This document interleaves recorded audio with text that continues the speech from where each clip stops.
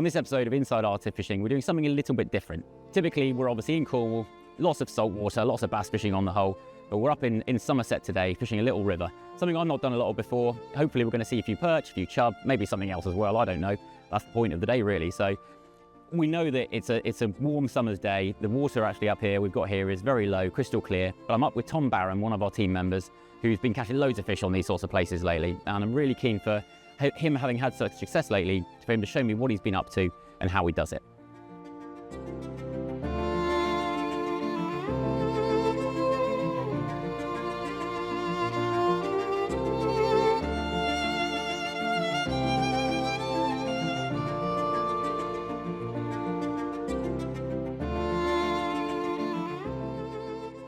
Tom, you brought us down to an amazing looking place today. I've never been anywhere really like this before to do this sort of fishing. So, such pretty places, and I know there's rivers and streams like this all over the country. Not particularly narrow. This is actually a relatively narrow river. Loads of decent fishing here. I know you fished it a little bit, and others like it. Yeah. What have you been catching lately? So I've been doing a lot of perch fishing, a lot of chub fishing. You know, fishing small top waters, so small soft plastics, and just really enjoying like the light fishing. Is, as you say, it's just an absolute gem of a river, this one. There's some good fish to be had out of here as well. So we'll just, wander up the river, I think, and just see what's about, really. It'd be really cool. I think that's the kind of nice thing about maybe what we'll end up doing today. We don't really know what's going to happen, obviously. No. We know this. We've seen a few fish darting about here and there, so we'll just kind of see what happens, I guess, won't we, really? Yeah. So, like you say, we've got a bit of a plan, I think, to head up to downstream to start with, Downstream, yeah. So we're going to go down and then head back up. So Work our way up the river. We're going to have a little look, shall we, and see how we get on. Out and see what's about. Nice one. Nice one, mate.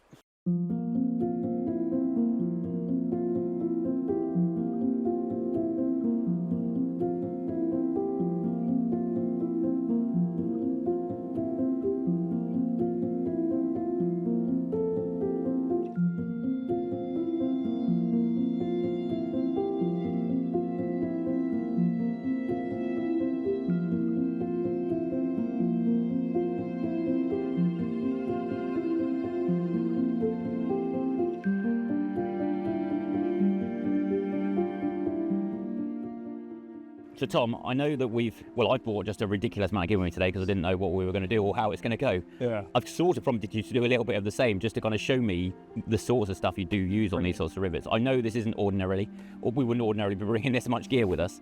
But run me through, if you can, just some of the different types of lures that you are using today, because we actually hadn't chatted loads before coming, and it's actually been quite interesting for me to rock up and kind of see what you're doing. So yeah. Talk us through a little bit of the types of lures you use. Yeah, so we've got a bit of everything here, hard plastics, soft plastics, some spoons.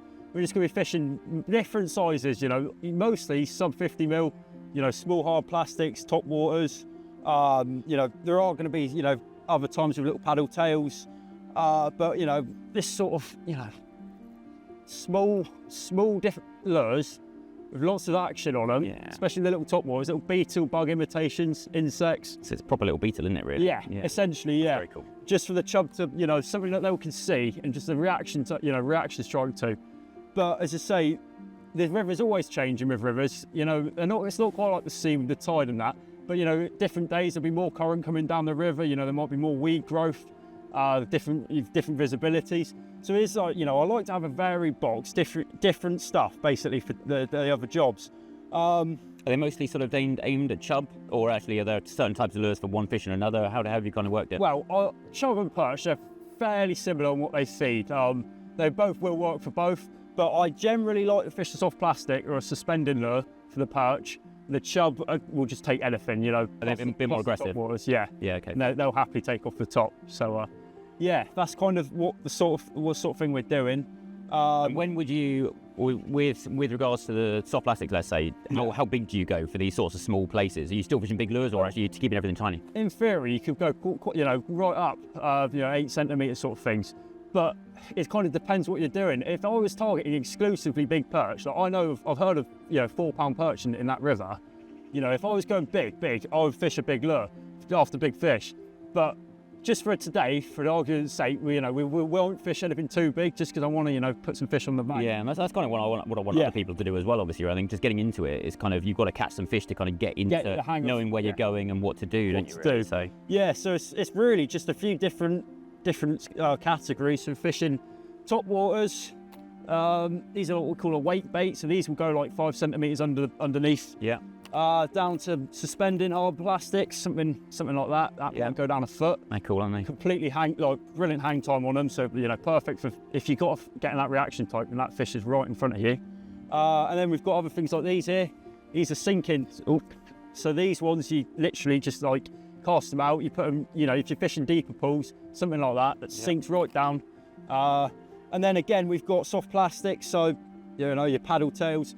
Perfect lure for searching. If I was just to start completely fishing a river blind, something like that, just to find where the fish are, locate this fish, and then we'll move over to maybe something else, possibly in the winter fish something on a drop shot maybe, or the likes of maybe insect imitations again. Yeah, there's some weird stuff with it. Yeah, it's just different profiles, really different shapes, profiles.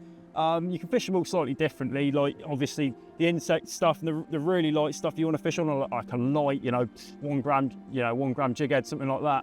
But other things like a paddle tail, you can fish them, they're so versatile, you can work them like right up to 8 gram jig heads if you're fishing really deep water, Yeah, cool. What about sort of speed of retrieve and stuff like that? I assume actually more interesting for me, on something like a river that I'm not normally used to fishing, where you've got the flow, where are you going? Which way are you kind of swinging it? We said earlier we're going to walk obviously downstream and then come up. Is that because you want to cast upstream and bring it down, or basically the fish will be sitting heads upstream waiting for prey to come downstream to find them. So you want to be casting up above them, let that lure come down. So that's kind of the sort of thing we're going for there. Cool. And what about I suppose I sort of said the same, speed of retrieve? Are you generally just keeping just in contact with it as it comes down, or are you sort of making it move a bit more? Trying to just basically for the chub, especially the top waters, just getting that hang time so it's just sit in front of that lure, just reeling up the slack so you're ready to strike. But you don't want to be working it too quick. Sometimes they like it, sometimes they'll be really aggressive with it and they'll take it, reeling as quick as you can.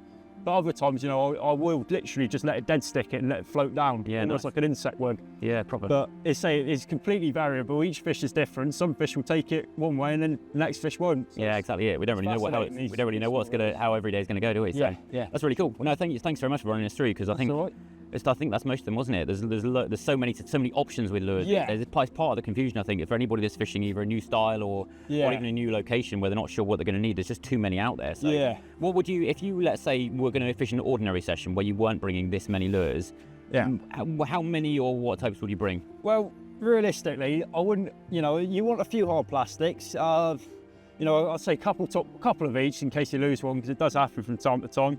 A couple top waters, maybe something to suspend and jerk bait, maybe a sinking lure, and then obviously just a nice selection of small soft plastics. So they're the really versatile ones, aren't they? Yeah, just to find the fish.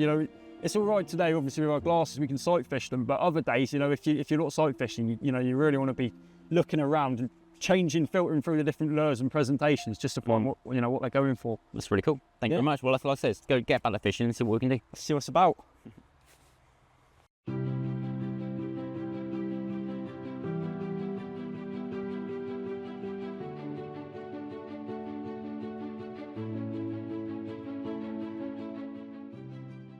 Well, there we go, guys. First chub of the day. Only a small one, but that was taken on the top water. So it's a nice start. And as I say, hopefully a few more to come.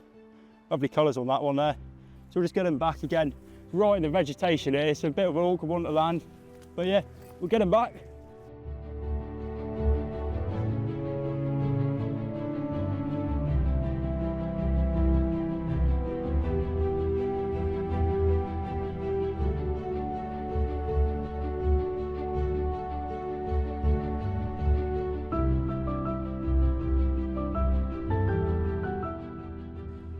Tom, I'm knackered. We've walked miles so far already. It's actually a bit grey at the moment, but actually been a really hot day.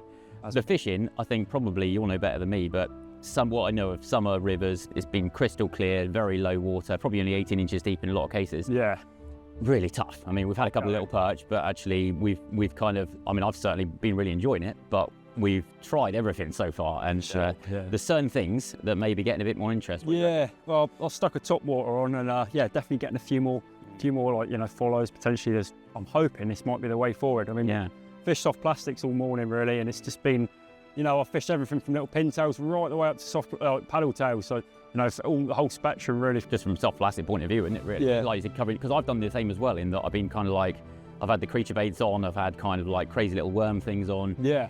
And there's fish just are looking at all of these things, no matter how they're weighted. Literally, most times fishing with no weight, and the fish are just looking at it, just like, they don't even care. So tried everything really. It's almost like the more subtle it is, actually, the less bothered they are. And I wonder whether actually that's why the top water's been getting a little bit of interest, doesn't it? Yeah. Just winding them up a little bit, maybe. For sure, yeah. So I think we will obviously. I think maybe it's probably even worth us concentrate on it a little bit. I mean, we know the fish is tough, but at the same time, it's been really lovely because we've been actually just be able to literally sight fish everything, haven't we? Yeah. So we can just wander from stretch to stretch. Find the fish, and at least you're doing that bit right. You know the fish are there. Exactly, yeah. But it's certainly interesting, isn't it? For sure. I mean, from my perspective, like having not done it before, from a learning perspective, it's amazing because although, like I say, we're not catching a lot, and I don't think anybody would be catching a lot in this scenario necessarily, but it's kind of like I've had a chance to kind of see how the fish react to all these different types of lures. Yeah, so. I find it amazing as well because what you're doing in here, you can transfer that over to saltwater fishing. If you're bass fishing, sight fishing up the estuary, similar sort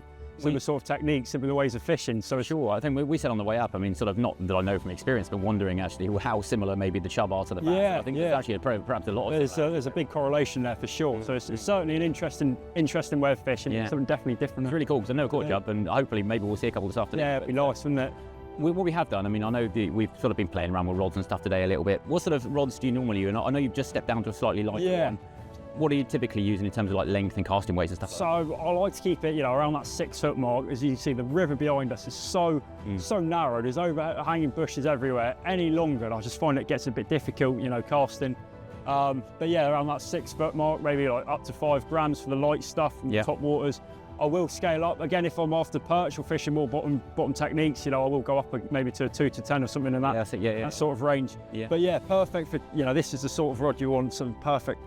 Nice, just lovely light little things, aren't they? And like, they're not big rivers necessarily. No. I mean, saying that, I think there's a lot of weed in here as well. I mean, I've been a bit more cautious just to make sure I've got a bit more power with me, just in case something crazy happens. But I think the nice thing about it is because it is such a small river, and there's so many like this around the country, obviously, I think you can almost, from people that want to give it a go, let's say, you could almost just get going with any short lure rod you have, because if it's literally a case of chucking it 10 yards, then actually you can do that. For this, that's all you need, really. Yeah. Because they're right there, aren't they? So, yeah. And then you can also think as well, as another school of thought, with the weed beds there, you might want a longer rod if you're fishing for maybe the bigger fish, and you need the power to steer the fish out and around a snag potentially. You might be in a better situation on that. Yeah, so this is actually saying that this is a 7.4, so a little bit. Yeah, a little bit longer then, yeah. But also as well, I mean, the other thing with the flow, because again, this is something that I've been doing a bit more of lately, just with the saltwater side at least, fishing more in current, and just from a coarse fishing perspective, I'm a bit more familiar, but having that extra length actually to kind of almost just trotting the lure down the river a little bit. Not that it's worked for us today, like we said so far necessarily, but it's nice to have options. And that's it. And it's nice to be able to fish such light, lovely lure gear, because these are powerful fish, but it's one of those scenarios where we've got a little bit of scope to get them out. Yeah, that's it for sure. It's just lovely. Yeah, they fight so well. Let's crack on with that top water. I'm keen to see if we can see if we can actually catch a couple this afternoon. That'll be cool. Yeah, let's go for it, mate. Nice one.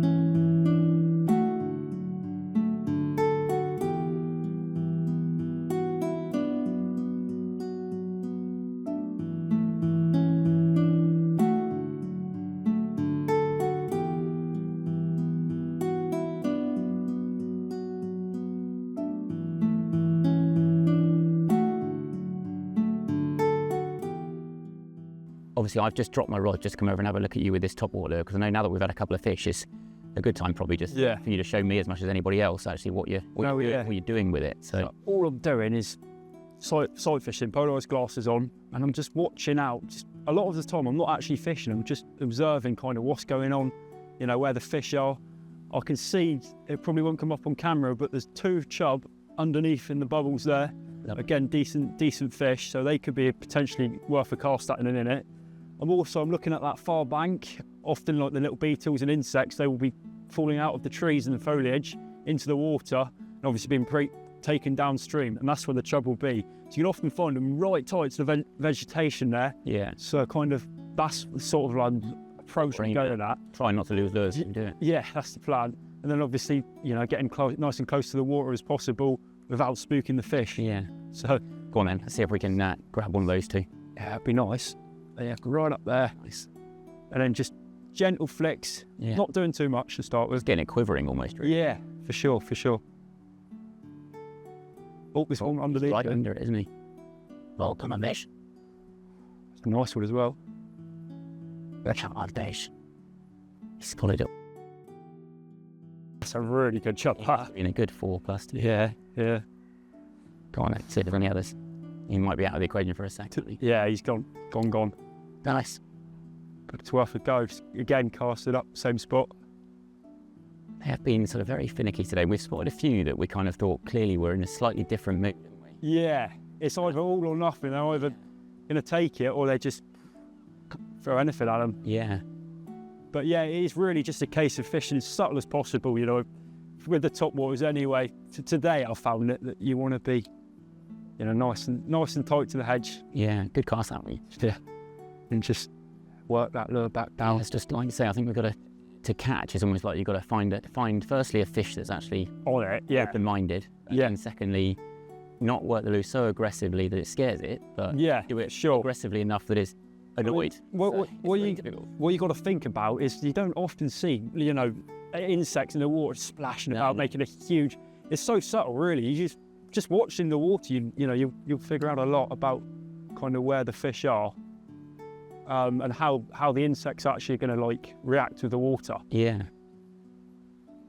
But maybe if I can get another one to follow, I will maybe slightly work the lure differently, as in completely dead stick it, do absolutely nothing, and then the occasional twitch like that, maybe. That's a good point, actually. I was going to maybe ask you, like, what other ways you might do it. Yeah. And depending on the scenario, I suppose. I mean, it's exactly that. I assuming there are other ways of doing it. Yeah. Are there days when they're more aggressive with it, or? Well, every day's different, every fish is different, so it's a really hard one to answer, really. But I think it's trial and error, really. You cast at a fish, some fish, as we saw with that real lump that come through a minute ago, will just follow it, and they're really hard to catch. Other fish, oh, there's another nice one there. I'm just going to cast across it. I don't think he's not in the mood by the look. Oh, I don't know. It's turned, it's gone up. We sort of said earlier, we wondered whether those ones that are sort of swimming downstream, whether they're actually really into it or whether they're just milling about and they've had their meal for the day and they're just kind of burning a bit of energy almost. Yeah. But it is, yeah, just a case of really reading the water, watching what the water's doing, understanding how the current is reacting with the... It's really interesting fishing, because I mean, as much as probably I didn't know what to expect before we came up here, I was expecting it to be, I mean, a little bit easier probably, because I've not done it before. Yeah, no. It's really interesting, but very tough at the same time. It can be really tricky, and as obviously today we found, it has not been an easy one. In a way, it's kind of, I mean, for want of a better phrase, it's almost like proper fishing, because you really have to think about what you're doing. It's not easy. I never complain when we have a tricky day like today, because you learn so much more when the fishing's hard. Yeah. And you know how to work the top waters. Every day's a school day, this sort of thing. Yeah, definitely. Kind of. I say for me, it's been a total change, and really interesting seeing how the fish react. Yeah. No better way to watch them, like learn the fish behaviour, than actually watching them and being in the zone. Yeah. I don't think it's going to happen now. I feel like it might be time to move, mightn't it? Yeah. Basically, you get half a dozen or 10 casts at one spot, and then you're on. Yeah, you get half a dozen casts, and that's it usually. But let's get down the next bit, shall we? It was a big follow, that's for sure. Yeah, that would have been lovely. Next time. Next time.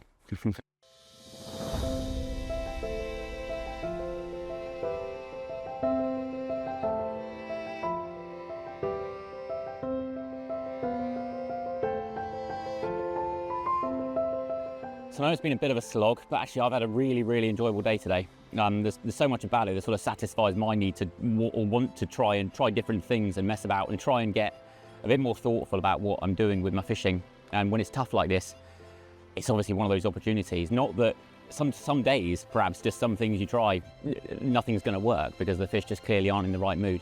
Odd ones we've obviously seen today that have been in the mood, which has been interesting, just seeing how perhaps they even swim a little bit differently in the water and what they're doing.